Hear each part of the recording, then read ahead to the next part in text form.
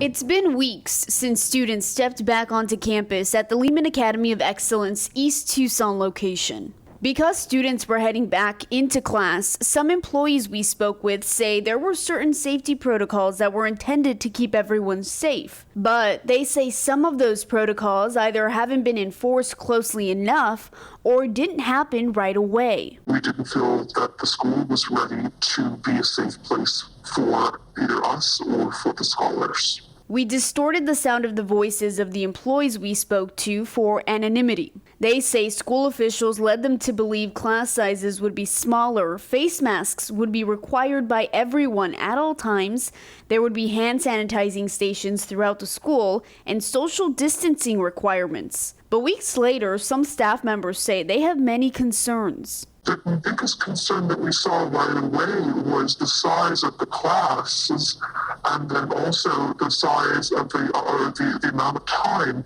that the scholars were not practicing proper social distancing and proper hygiene. This employee told KGUN 9 staff thought class sizes would be much smaller than what they are. Instead, many are filled like normal, with little to no physical distancing in place. We reached out to Lehman Academy officials at the East Tucson campus who listed off safety protocols the school put in place. Students wear facial coverings, hand sanitizing stations are placed throughout campus, and recess equipment is disinfected between each use. But staff members we spoke to said that as of this week, not much has changed. I sometimes feel like I'm a male. One staff member said that while hand sanitizing stations were placed throughout campus weeks ago, some weren't fixed or filled until Wednesday. Another staff member said recess equipment and items like balls weren't being disinfected between use. This isn't about work. We are happy to put in the work. We're not safe right now, and neither are their children. In an email, the Lehman Academy of Excellence head of schools addressed these claims. In response to class sizes, he said, quote, "We determined class sizes after we heard back from our parent guardian community as to their selection of whether a family wanted at-school learning or at-home learning. Hard to determine what class sizes would look like until we heard back from families of their choice. And then once we determined what the numbers look like, we got to work doing our best to balance our classes between at school and at home." When it came to hand sanitizing stations throughout the campus, he said, in part, quote, "I have walked around each of our Lehman campuses and used the hand sanitizer stations, and only once was one empty, of which I made a report to have it refilled.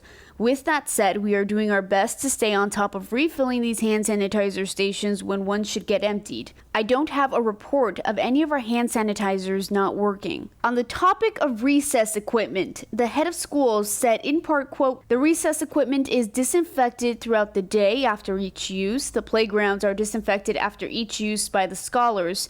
I am at one of our campuses today and have witnessed this happening." And finally, when it comes to social distancing during recess, he said, quote, "The scholars have 15 minutes for recess and rotate by grade level. The scholars have also been spoken to about keeping their distance.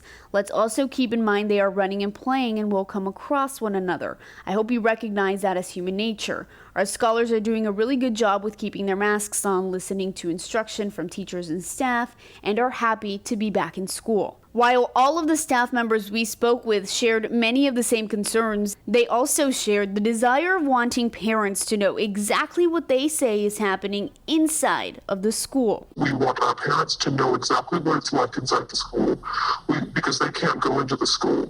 We want them to know that their kids do not have the sanitation stations that they were promised. They do not have just a list. They have more children in the classroom they were promised. You can find their full response on KGUN9.com. Veronica Costa, KGUN 9 on your side. Well, right now, let's take a look at those benchmarks. There are those set by the county.